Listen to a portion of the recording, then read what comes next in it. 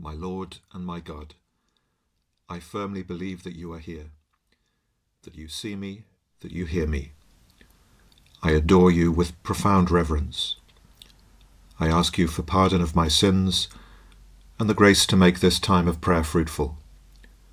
My Immaculate Mother, St. Joseph, my Father and Lord, my guardian angel, intercede for me. A few years ago, I was given a book called The Shepherd's Life, which describes the life of a Cumbrian hill farmer. Cumbria is a rural part of the north of England, known for its sheep farming, and it just happens to be the region where I was born and brought up. And at the beginning of this book, the author describes a term associated with sheep farming called hefting. If a sheep is hefted, it means that as a result of long years of breeding, the sheep know exactly the land on which they belong and where they will be safe. It's almost in their DNA to have a sense of where they should be. And so as a result of this, they don't just wander off all over the place, but they remain almost by instinct in the same geographical area. And so there's no need for fences or walls of any kind, because the sheep remain firmly on their own ground. This rather striking image of the hefted sheep could help us reflect a little bit on the whole concept of the Good Shepherd. As Christians, we have been similarly hefted, in the sense that we know exactly where we should belong. We belong to Christ. He is our home, and indeed our whole world. As we hear in the responsorial psalm of the Mass today, "The Lord is my shepherd. There is nothing I shall want. Fresh and green are the pastures where he gives me repose. Near restful waters he leads me. He revives my soul." In Christ the Good Shepherd, we know that we are safe and that all our needs will be taken care of. Even if through some unfortunate circumstance we wander to an unknown place, we're still sure of where we really should be, and every fibre of our being cries out to return. Well, in today's Gospel, we see what being a good shepherd really looks like. We see the selfless attitude of the apostles, labouring intensely among the people. We're told that they were so busy ministering to the needs of others that they didn't have time even to eat.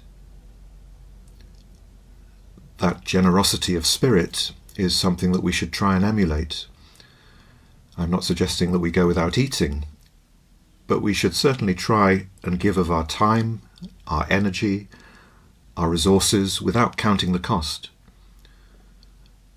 Whenever we are generous in our response to God, then he always surpasses us in that generosity. Pope Benedict XVI spoke very movingly on this subject to a group of young people shortly after he became Pope. Do not be afraid of Christ. He takes nothing away, and he gives you everything. When we give ourselves to him, we receive 100-fold in return. Open wide the doors to Christ, and you will find true life. Those who have taken on the great task of shepherding the people have a huge responsibility. I have a huge responsibility as a priest.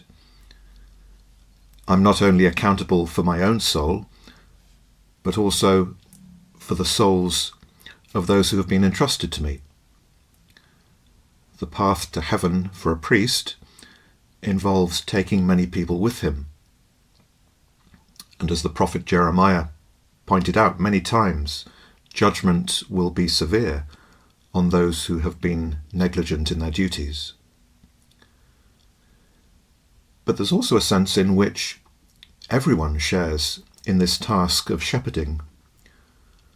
All of us have areas of responsibility where we are called to lead and to guide others. I'm thinking in particular now of the realm of family life. Think of the love that parents have towards their children and the responsibility that they have of teaching them and guiding them.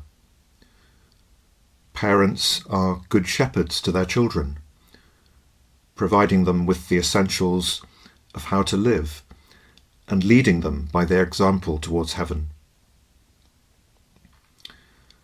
I'm always struck by that moment in the baptismal rite when the responsibility of the parents of the child being baptized is clearly spelt out. They're described as being the first teachers of their child in the ways of faith.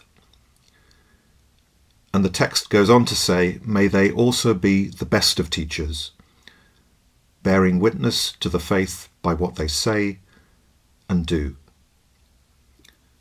This is a clear example of parents being good shepherds to their children. So how do we do this?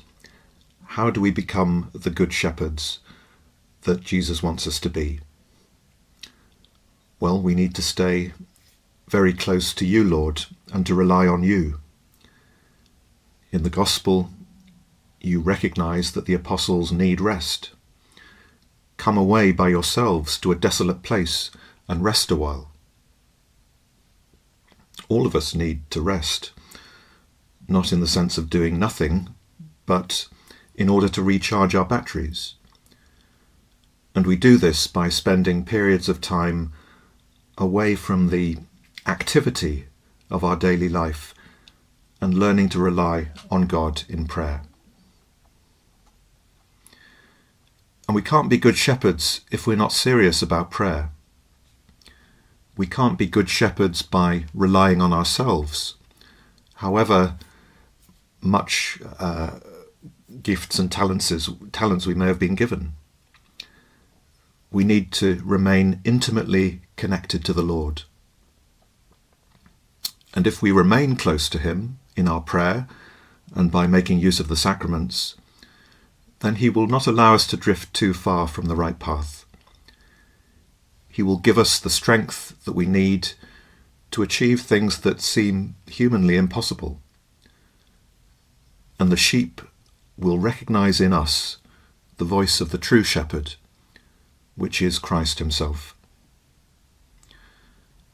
Pope Francis speaks very powerfully about pastors being so involved in the lives of the people that they transmit almost from their very being the smell of the sheep. The priest should be so intimately connected with his flock that something about him becomes identified with the presence of those he ministers to.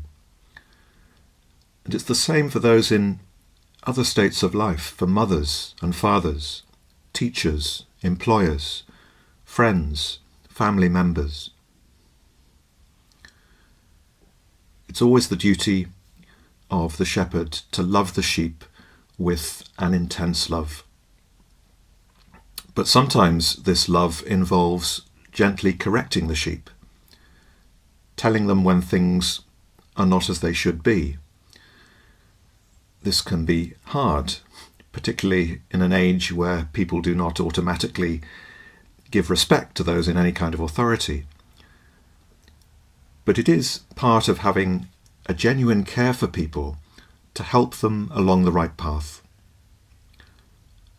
And of course, any kind of correction always stems from a concern for the person's well-being, rather than from any high-handedness or a sense of superiority. I'm sure too that we can all put ourselves in the position of the lost sheep. So often in life we have found ourselves far from where we should be. Thankfully, Jesus the Good Shepherd is always on hand to help us. He never abandons us, and he will continue to search for us until we are found and carried safely home. I thank you, my God, for the good resolutions, affections, and inspirations that you have communicated to me in this time of prayer. I ask your help to put them into effect. My Immaculate Mother, St. Joseph, my Father and Lord, my guardian angel, intercede for me.